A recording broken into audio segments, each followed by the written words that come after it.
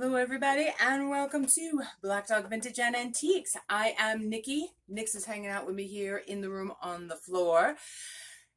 And yeah, so you might have seen earlier videos when I went and hit up a bunch of yard sales. One of them was under $1. Everything was under $1. You couldn't go wrong. I think we ran away with 15, 20 items and paid $12. $12. Those are the types of yard sales you want to find, right? So I figured I would show you the haul from these yard sales that I went to and garage sales, because one of them was a garage sale, yes. So in case you haven't already, please hit that subscribe button down there, like, share, all that jazz. You can follow me on Instagram at Black Dog Vintage and Antiques. I'm going to try to start doing some video content over there as well. All right, so let's get to it. Okay, so you might notice I got a little friend here. Let's see if I can get a little closer so you can see him. A little friend here. This is my Amberland Spider, and I'm bringing him and wearing him today because a lot of the stuff that I picked up is fall. When I am filming this, it is the second full week in August. And I have already found pumpkin spice coffee on the shelf. Can we at least get to September? I want to enjoy my summer. It's been rainy up here. It's killed almost all of my flowers. I'm really bummed about that, but I digress. So what did I find? What did I pick up? Well, unfortunately, there was only one of these babies. But still, there was one, and she had to come home. Don't leave the orphans behind. So this is a Tupperware. Let's see, I don't know if you're going to be able to see. We're going to try Tupperware top. Yellow in that really bright, like, day glow yellow. Tupperware salt shaker. When I was a kid, we had these, but we had the white ones, all the white ones with S and the P on them. So there was no way this wasn't coming home, because I looked at it this way. This could sit on your coffee bar. This could have your seasonings that you get from your garden. It doesn't have to be just for salt and pepper. It could be for cinnamon. It could be for all different kinds of things. So keeping that in mind. Another lovely that I picked up. Oh, I'm going to have to edit this part because I can't find. Oh, here they are right here. I found them. Now, I hemmed and hawed over these next two pieces I'm going to show you. These are two Tic-Tac-Toe Trivets. Say that 3 times fast. I'm going to show you the one. Tic-Tac-Toe Trivets. And they are still on their original box. And if you look down here, right here, it says, made in Taiwan, Victor Goldman. Now, I didn't know this until I got home. I just kind of thought they were cool and neat and different. But when I got home, I found out that Victor Goldman made lots of kitschy kitchenware. Those little bee measuring cups that you see being sold, that was him, or one of the designers. There's a bunch of other stuff out there. Now, I did comp these. There's only one that I found, and it was on eBay, and it was listed for $50. You can ask anything you want on eBay, but these will be going up on my eBay store, and who am I to argue with the one listing that's out there?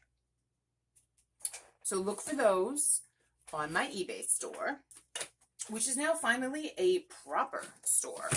Ooh, I may say. I'm knocking stuff over. Okay, one of the other things, now this, we're going to jump a little bit from Christmas. I'm going to jump around because I do have a lot of fall stuff, but I'm going to jump to Christmas because I had to show this 1974 puzzle. The colors on this was the year I was born. This puzzle is as old as me. But the colors on this are amazing. And I don't think it's ever been used. I love the bright pink. I remember all that bright pink.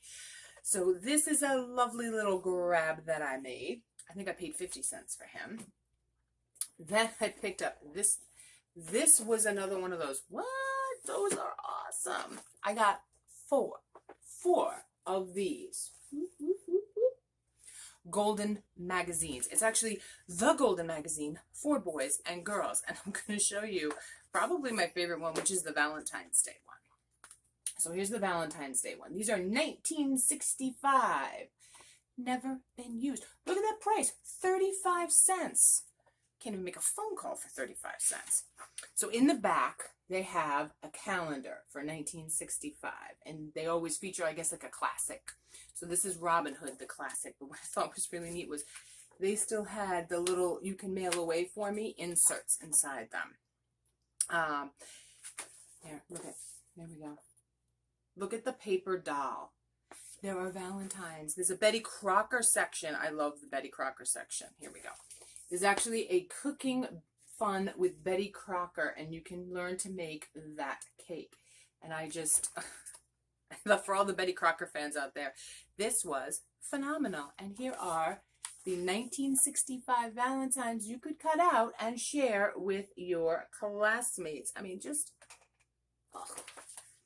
So like I said, I got a set of 4. I've got 1965 February.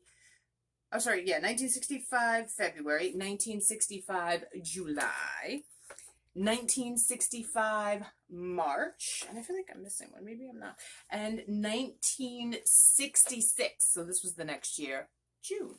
I'm very excited for those guys. Then at the same place, those were all a quarter at the less than $1 yard sale. I walked by and found E.T. and Me. 1983. I think it was 1983. It was in 1980. I don't know. It was really early 80s. E.T. and Me bag. And it is, look at that, in great shape. I remember these bags. I never had these, but my cousin did. And my cousin's like 2 years younger than me. So my aunt would put in here like a puzzle and some coloring books and those fun books. You know those fun books we used to have? And pencils and crayons. And hand him this bag and send him off to his corner to go play. I didn't have that. I didn't have that. My mom took away my crayons when we left them in the back of her 1974 Chevy Impala, and they melted all over the back of her rear window. I thought it was like art, and it was beautiful. She was kind of peeved. So, okay, now on that adventure, we also found and hit up a thrift store, our favorite thrift store, Life Repurposed. We never lose when we go in there. They've always got some really, really amazing stuff. So one of the things I picked up was this vintage Jello molds. Oh, the light ring, the light ring, the light ring. There we go, Jello mold. I got 2 of them. This one, his partner's not, oh, see, here is the other one.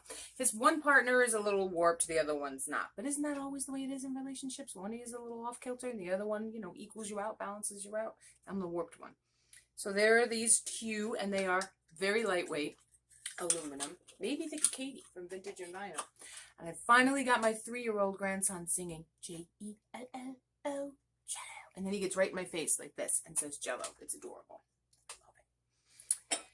And I also found this Victorian milk glass jug. And I'm going to take the cover off so I don't lose it. I'll show you the cover and then I'll show you the rest of it. So here we go. Victorian milk glass. Still with some of its gold painting on it. Trinket dish. I think I said mug. Trinket dish. Here is the base. No chippies, no cracks, no nothing. The fact that this is over 100 years old and it's in this condition is mind-boggling to me. And how thick they made the glass then is just, wow. So I got that. I thought that was all well and good and awesome. And then I found number 2, piece number 2. This is a little trinket dish with hand-painted gold leaves. And it's small. Okay. It's not very big. And the trinket dish does fit almost rather nicely on top of there. It looks like a set. I love these so much. I'm kind of in love with them. Now, back to fall, right? You may have seen in the video, I found it. I had to bring it home. I remember my mom having one when I was a kid, and she would be doing her dishes and drying her hands, and I think, they are so handy, we need to bring these back. Dayglow Orange, 1970, terry cloth with, I'm going to call them marigolds. They could be sunflowers. That's fine too. Apron. I just was in love for fall. For Thanksgiving, you're cooking that turkey, although I don't eat turkey. I'm vegetarian. It does have a little bit of damage right here, but just a quick stitch, which I'm not going to do. And that will get fixed right up. Also These are, I don't know, these are a little bit more Christmassy. They're reading Christmassy. They could be summery too, because the colors in Christmas and summer sometimes are very similar. So I got a set of 2 rose pot holders. They are hand done, hand crocheted in the round. And let me tell you, as a crocheter, these are double layered too. So like you can like see that you can pull that apart. As a crocheter too, these are really hard to do. The stitches on these are so small that it is ridiculous. She must have had a magnifying glass this big to sit there and do this with. My grandmother could have done this stuff. She was an amazing knitter and crocheter. Not me. I'm just, I do it for fun, and I have blankets sitting all over the house. Now, this is new, but, come on. An enameled pumpkin with that cute smile. Oh, and even on the back. Boo! He had to come home because I am sourcing for Halloween. I have a few things. I don't have many, but I do have a few pieces of Halloween that will be getting told out as we get closer and closer and closer to Halloween. You know, you gotta save the good stuff. You can sell Christmas year round, but Halloween, that's when you want to pull it out that quick. It comes out that quick. You blink and it's gone. All right, what else did I find at my thrift? Oh, I found this book, which I paid 50 cents for, the 12 Days of Christmas. This is a 1959, and if you look in here at the binding, it's actually stitched in right here, not glued. And it goes, it's a Wonder Book. Let's see, Wonder Book, 1959. And it goes through, you know, the 12 Days of Christmas, but the graphics are so cool.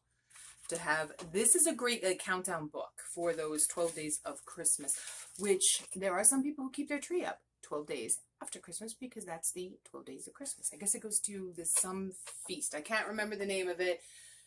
It escapes my memory at the moment. I'm sure if some of you know, you can tell me down below in the comments. I also found, and I had to do it. Come on down. You're the next contestant on The Price is Right, the board game. A card game based on the popular TV show. This actually brought back a lot of memories. When I was a kid and I was sick, I would lay at home on our 1970s green couch, which always had a funky smell to it, with a blanket on, a glass of ginger ale next to me, and I would watch Bob Barker remind us to spade and neuter our pets. I did. The instructions are on the inside cover, and the covers are both in fantastic shape, and it has all of the pieces.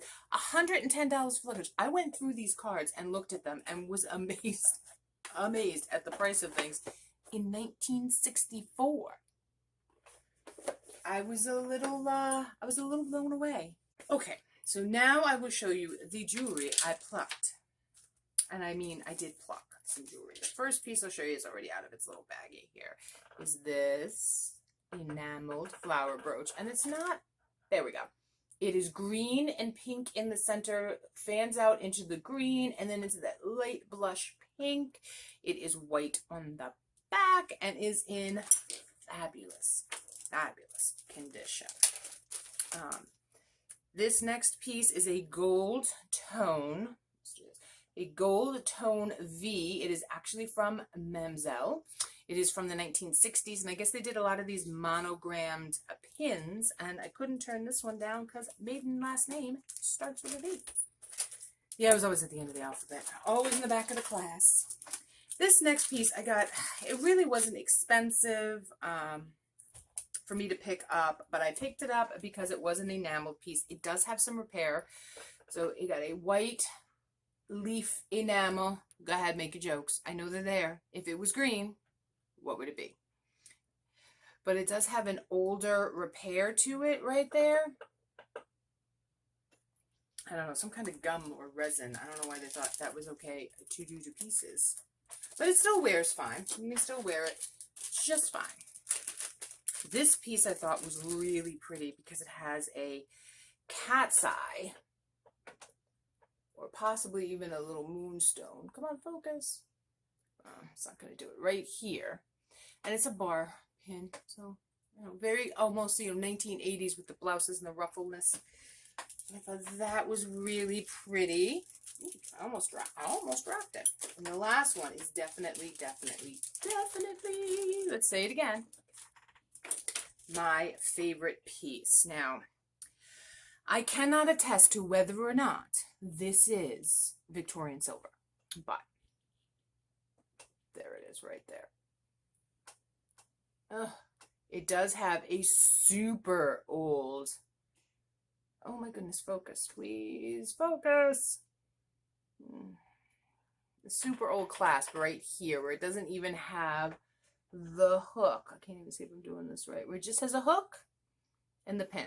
There are no markings on this that I found. My loop is coming this week, hopefully sooner rather than later, so I can see if there was a mark on that.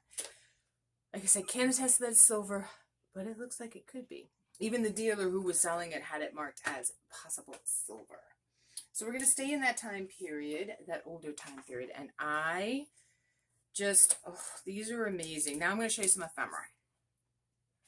So we've got this 1900s, early 1900s because of the stamp here. This is an older stamp. And it's, look at the metallic shine on this, Easter. And it just says, kind wishes from Kenneth. Kind wishes from Kenneth. I love that. Nice, simple, sweet, to the point. Apparently they didn't feel like writing too much. This next one is an older one. I'll show you the back here first. It's not divided. It is 1906. And it is just dated to the person where it's going to. And on the front, the embossing on this, a happy Easter. And then he just, there's names here. I think it says, with love from Matilda. Look at that. How pretty. So I picked those two up. This was my second favorite find of the day. And I promised you a separate video on my absolute favorite find of the day. And you're not going to get this. You're just going to get what I found. Because it deserves it. It's 200 years old. It deserves it more than I do. So I picked up this autograph book. This starts in 1926. July 11th, 1926. That was the day my son was born. And this is property of Mildred from Scranton, Pennsylvania. Scranton, Pennsylvania. And it goes through, and because we start with 1926 and then the next page says 1931. So we do kind of fast forward, but this is my favorite page. And I have to photograph this page or take a picture of it and frame it because I just think this is pretty. And it reads, others, Lord, yes, others. Ooh. Let this my motto be, help me to live for others that I might live like thee. Lovingly, Olive, and I'm not even going to say her last name because I will massacre it. And this was 1926, June 5th, 1926. And I love the picture of the crow. And I just thought, ooh, it's so creepy. There's also a little sketch. There's lots of little poems and stuff in the book. There's these little sketches of these lovely little flapper girls. These amazing, I shouldn't say lovely, these amazing flapper girls. I'm going to have to nix that word from my vocabulary for sure. Here, you have no wings, you cannot soar, but you have feet to scale and climb. By slow degrees, by more and more, you'll reach a higher summit sometime. Dorothy Morgan. See, I could read her name. There are just so many neat little things. And it's a little tiny time capsule of history, of poetry. Man, they all wrote poetry back then, didn't they? So that is that it? I think that's it. I'm double checking to see if that was all I wanted to show you. And I think that's it for now. So I showed you quite a few things. And I think that's the haul. So that's it. Thanks for stopping by and hanging out with me for a little bit during your day, whether it be morning, afternoon, or evening, or if you can't sleep. Maybe I put you to sleep. I don't know. Maybe I'm the new cure for insomnia. We will see. So don't forget to like, share, and subscribe. You can also follow us on Instagram. And if you see anything you like, send me an email if it's not already up on my eBay store. Everything is at Black Dog Vintage and Antiques. And until next time, stay swanky and stay classy.